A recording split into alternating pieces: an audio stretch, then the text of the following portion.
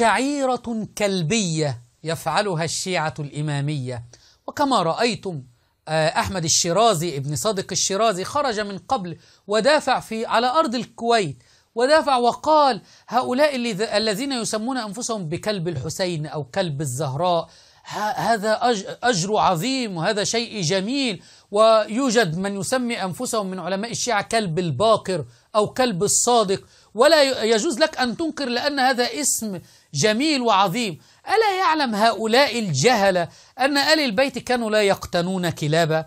المهم بعد أن دافع عن هذا الاسم خرج أحد الشيعة وأراد أن يطبق فتاوى مراجع الشيعة، فجعل أحد أصدقائه يربطه بحبل والثاني ينام على بطنه ويزحف على بطنه وكوعه كالكلب إلى القبر المنسوب إلى الحسين رضي الله عنه.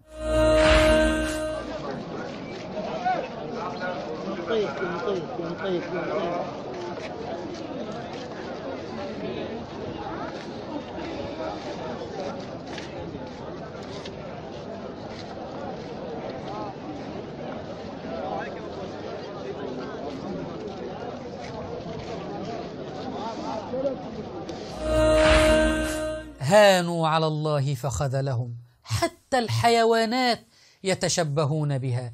شعائر حسينية أم وساوس شيطانية؟